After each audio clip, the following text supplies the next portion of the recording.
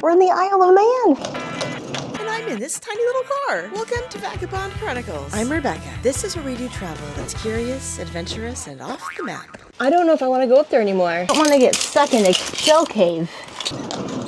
Let's go chase the horsey! Floating in the Irish Sea between England and Ireland, the Isle of Man is a tiny, proudly independent island with its own government, its own money, and 0 snakes. See, in the Ice Age, all of this was covered by massive glaciers. This was a huge ice field. And then as stuff was melting, all of the reptiles, they couldn't live here, and they just ended up dying off. It's been home to Stone Age settlers, Celtic druids, Viking invaders, English lords, and now me.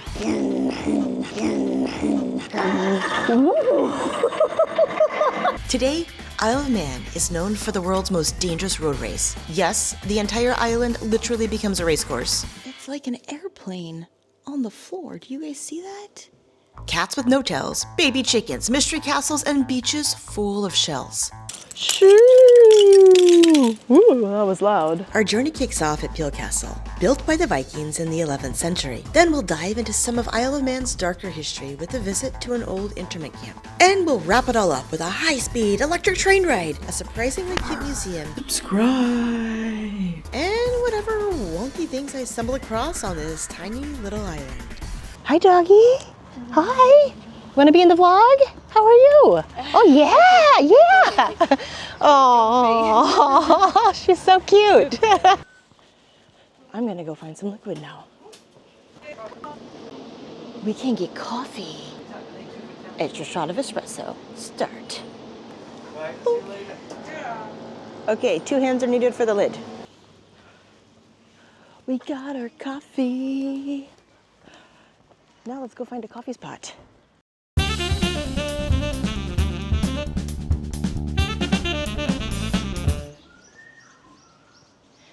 I don't think it's a pedestrian street.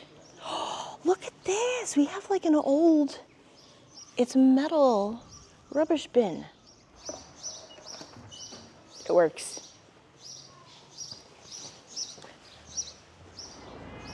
Guys, look at this.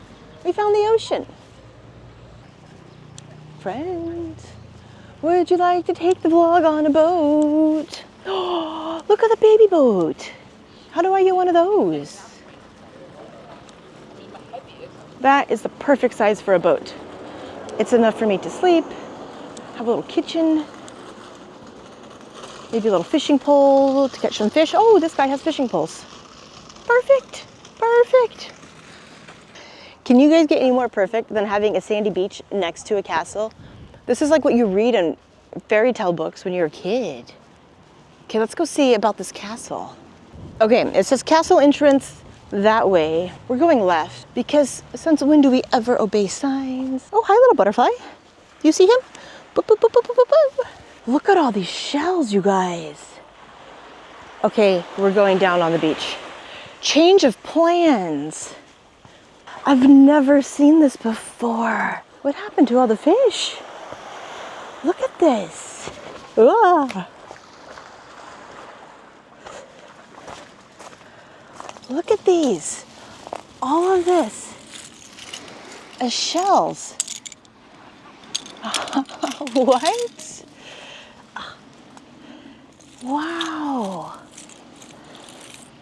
But like, have you guys ever seen so many shells? Just like, it's all around in this corner and it goes around. Handfuls of shells. Ooh, this one sparkles. Can you see it? Sparkly. The shells are so cool. I just don't know why they're all here. Fenella Beach is tucked into a natural bay where tides from the Irish Sea push everything in.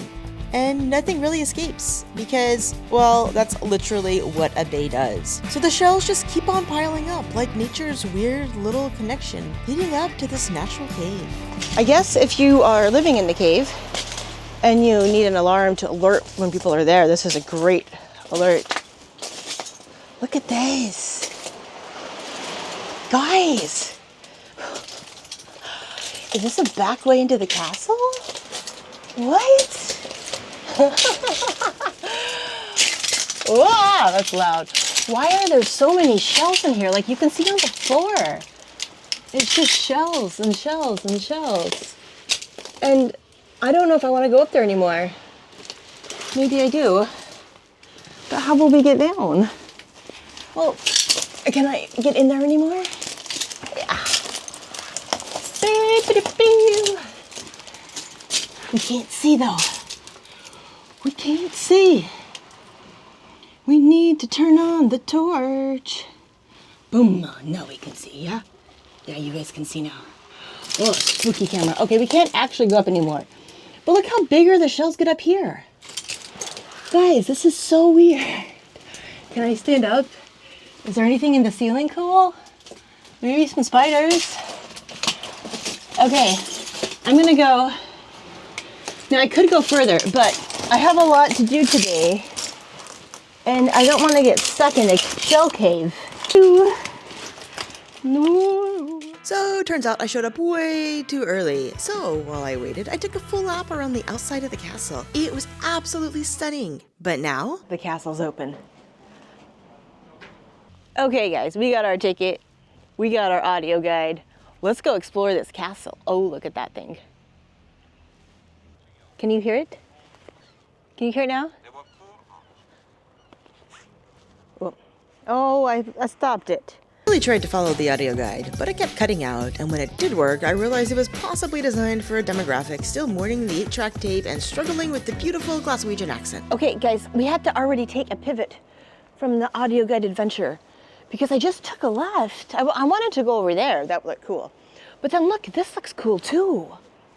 Guys, maybe we'll just have to explore the castle and have my audio guide. Wow. Look at this little thing. Over here, there would have been stairs going down the back. Tunnels connected different parts of the castle. They were used for storage, holding prisoners, and during wartime, sneaking soldiers safely between sections without getting absolutely wrecked by arrows. Like if you were stuck here in a prison, and then you could just peer at the sea through these windows. I mean, it sucked to be a prisoner, but wouldn't it be cool to get your daily vitamin D staring at that? I don't know, that'd be awesome. So this castle was founded by Magnus the Barefoot. And basically he was Hakon's grandfather.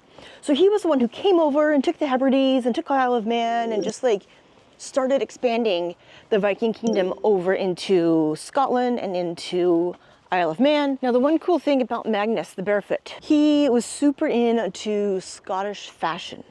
And they called him the Barefoot because he just liked to wear a kilt and nothing under it and no shoes. So he was like freeballing and capturing lands. It's a pretty epic deal. Magnus didn't just capture lands that weren't his, he also captured the look. After swapping Viking trousers for Scottish kilts, he basically became the OG influencer of the Irish Sea. Now, as lore has it, St. Patrick, the dude who floated over to Ireland to convert all of the scary heathens to Catholicism, apparently wanted to take a little vacation. And so he was like, well, I may as well do a working holiday out to the Isle of Man. So allegedly, he took a boat from Ireland, over there, boink, and then came here and was supposed to dock around here somewhere. But you can see like all of these rocks. That's not a very good docking spot. Well, as lore has it, St. Patrick crashed his boat into one of these rocks. And he got stuck here because there was no boat to go back to Ireland. Lore has it that inside here, he built his first chapel on the Isle of Man. This is the chapel that he built on his working holiday. Very small chapel. And the entire rest of the castle was built around it. So even when Magnus the Barefoot was here, he kept this, and they probably transformed it into some sort of a religious center of, you know, whatever Norse stuff that he was into at the time. But we have a little window over here. You know, it's not a big chapel, but it's big enough. You know, especially if you're stuck here and you're just like, yo, I need a shelter to do my God stuff. It's big enough. You can have like your nice little altar here. If you have friends who want to do God stuff, you can have them here. Well done, Mr. Patrick. Well done. I like this so that we can still see how the door was put into place. Like you see the boop, boop, boop, boop, boop, boop, boop, on the door engravings. Over here, we have a little indentation, like where there would have been some sort of a latch. Not gonna lie, this castle is massive. It's been built, rebuilt, patched, and stacked on for centuries. One-story buildings got second floors, grain stores became prisons, dungeons just appeared. It's medieval chaos in the best way. And as I walked the perimeter, I kept bumping into these flanking towers. Guys, another flanking tower. Was this a flanking castle? I'm really gonna have to Google this word because I have no idea what it is. Or what flanking... I hope it's not a bad thing that I'm saying. Flanking towers were defensive positions built to stick out from walls, so the guards could see down the sides and bunk the baddies with arrows, rocks, and whatever other medieval health and safety allowed. Flank, flank, flank, flank. Look how pretty flanking tower is. Look at these cool foliage though. Have you ever seen this? It's like, I don't know, it's kind of seaweed and dandelion if you mix that together. Do you think we can eat it? I'm gonna see. This castle was missing stories, so I decided to make one up for you guys. Are these the official stories? Absolutely not, but that's never stopped me before, so let's go with it. Officers' quarters, yes! Okay, this is where the commander would have sat. Would this be his chair? Like, would you come in here? It's big enough for a chair, right? Whoop. And then he could just be out of the sun. Maybe. And then he would put over here, maybe this is where his books sit. Where would his fire go though? Would this be for his fire? No, I think that's for his butt. Well, this is where the officers' quarters were. So that's cool. Pretend I'm the officer. I just got out of my chair. Oh, I'm a man. Officer. Oh, I have to urinate. Let me walk over to the latrines. I'm walking with my army supplies on. Then I walk in this door, walkie, and then I walk around this corner. Oh, this is such a private entrance for my private latrines. Walking over here. Oh, I want the one in the back. No one goes there. Walkie. Oh, I can sit now here and relieve myself. Is that what this is, guys? I don't know, but I think they make a whole lot of sense. How cool. We found the officers' quarters and the officers' latrines. Fun. Maybe this is the officers' ladies' quarters. You would come in here. This is where you take off your shoes and your jacket, right? You put your coat over here, your shoes go there, and then you walk into the main living quarters. And then over here you have your fire. Over here you have your bed. Over here you have your kitchen. And it looks like right here we have what we cooked for dinner. This castle's pretty cool, you guys. After a couple of hours exploring medieval towers, I figured it was time to return to something a bit more modern. So, I walked to the site of a World War I internment camp.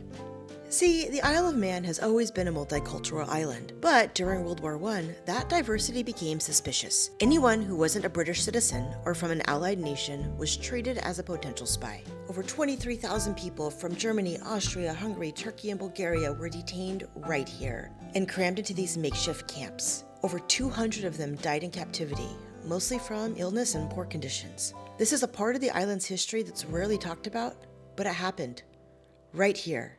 And I think it's important that we remember it. I decided to do a voiceover here because this internment camp hit me hard. As someone who's immigrated to different countries and felt exclusion in subtle and intense ways, sometimes just from my accent or the color of my passport, it's painful to imagine what these people went through. Many of them were immigrants, just trying to build a better life, and were imprisoned simply because of their heritage, not who they were as people. This graveyard holds their stories, locals from Peel, Jewish internees, and Turkish men who died here during World War I. It's a quiet space, but one that speaks to just how complex the Isle of Man's history really is, layered with cultures, conflicts, and lives that crossed paths in unexpected ways.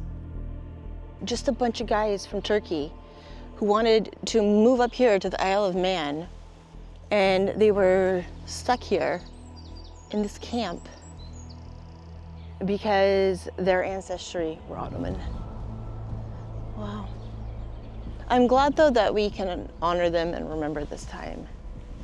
The Auschwitz oak This oak tree has been growing from an acorn brought from Auschwitz. It was planted in here in January 2018. How cool. The oak is planted adjacent to the Jewish internee graves in recognition. Wow. That is so cool, you guys. The world is such a cool place. Okay, so these two gravestones were from two Jewish people who died in the internment camp.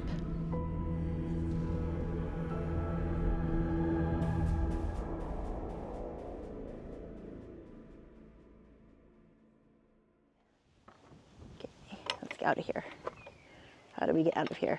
Oh, like that.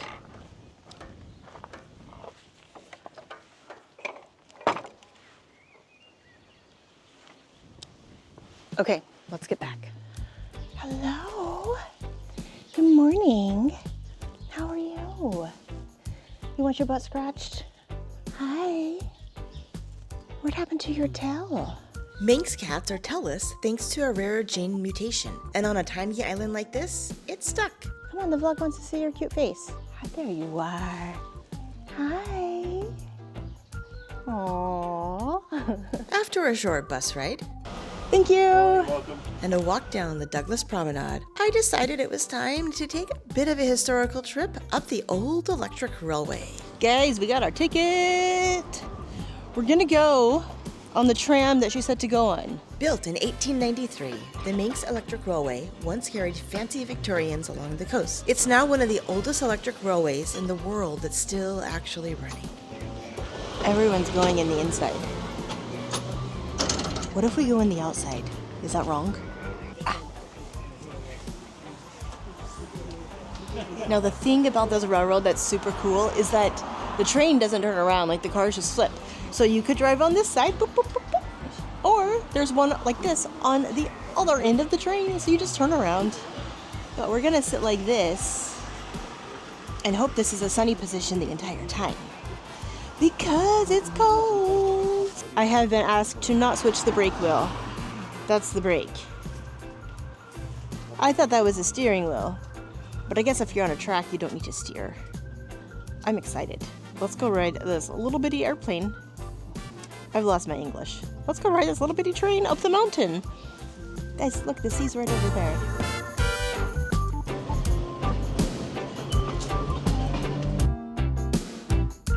Okay, so I was gonna do a very scenic time lapse and give you guys music, but we just stopped. Look, there's like a little stop along the way.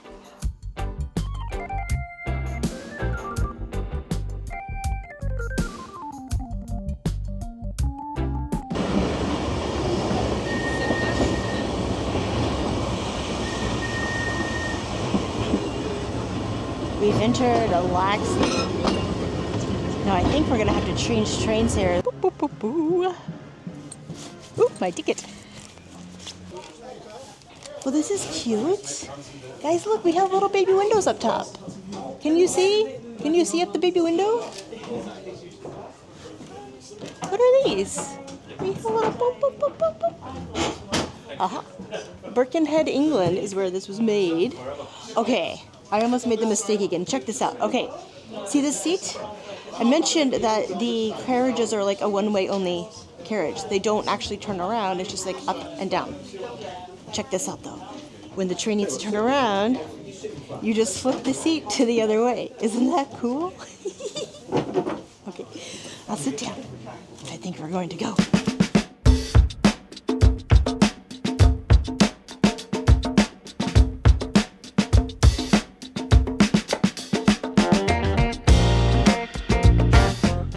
So behind us, in this glare, oh, there it goes. Behind us, we can see Snuffle Peak. Snuffle Peak. It means snowy peak in Old Norse.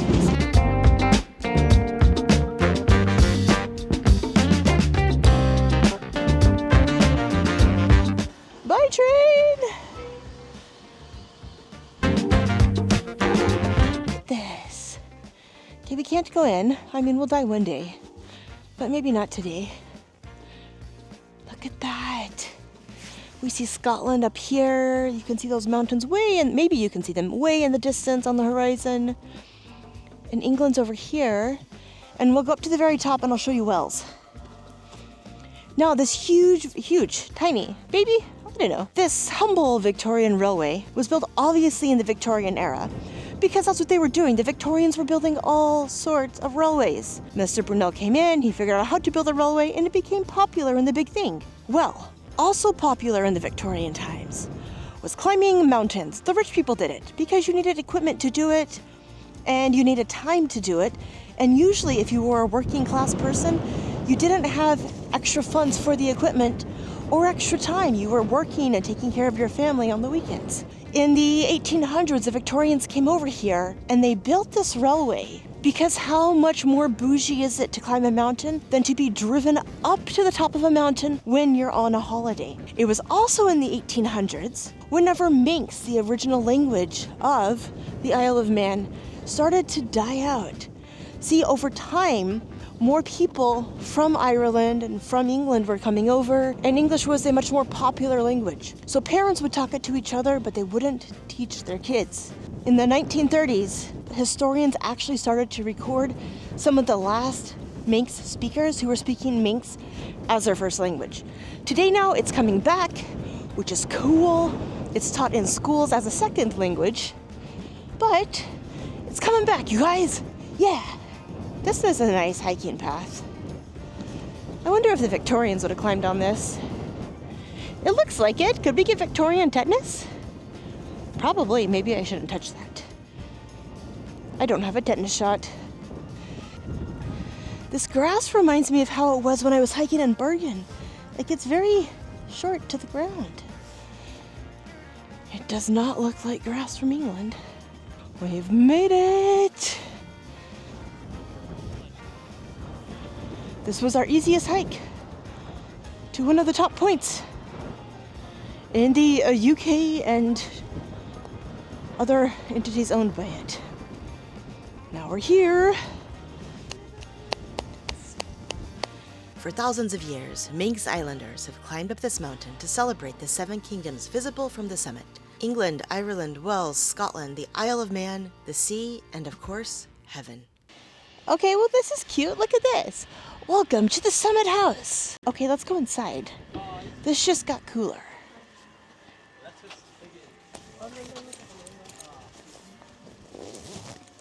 See, look. This is from the opening day in 1895.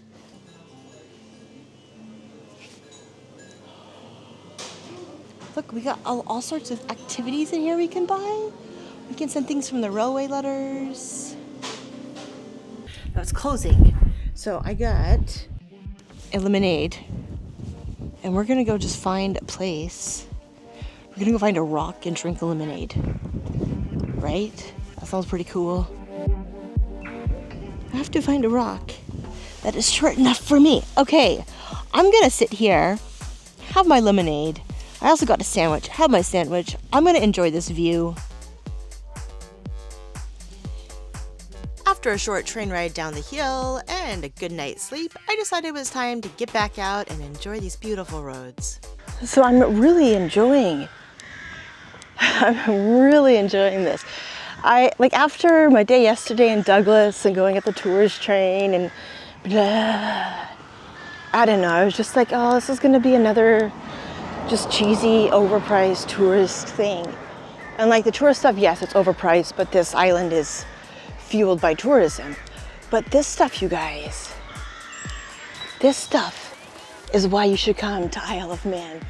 Huge, massive trees. Look at this forest over here.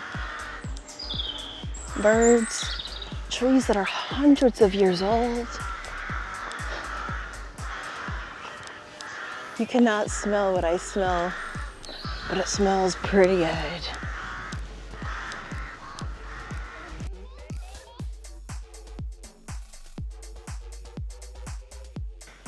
Now I love old lore. So there's lore that says if you cut a fairy tree down, you'll make the fairies mad. That's why we see all of these fairy trees still standing up. You don't want to chop it down. You don't want a mad fairy. You don't know what they'll do. I love lore. You're very pretty. You have good babies.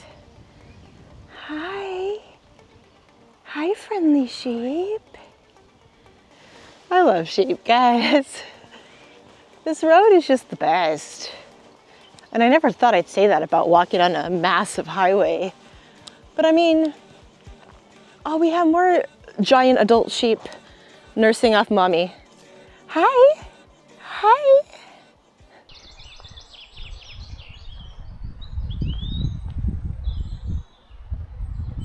Do you guys see how pretty that hill is?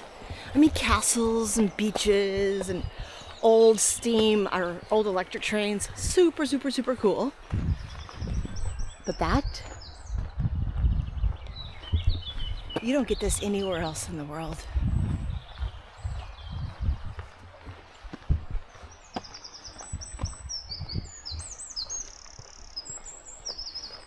We're gonna go read the sign.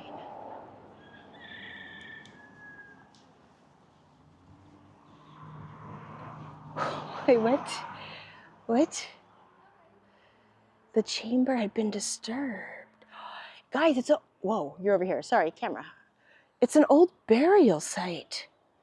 The tomb had 2 chambers from the Neolithic times. This is from 2300 BC. Guys, whoa! Just on the side of the road here, across from the wedding, we have an old tomb that was discovered when people were just building onto their house. How cool! Tomb here, Tynwald Hill over there. You can just like see the flag flying up there. What an awesome day. Okay, I'm gonna find my bus and then catch my airplane back home. Like, subscribe, and I'm handing it off to me of the past in a much more cool place to sign us out. So, see you next time. Okay guys, I think that's gonna be it for today. Thank you so much for coming with me to Isle of Man.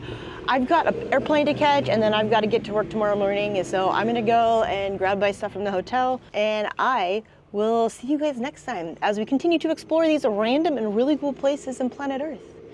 Stay curious. Ciao.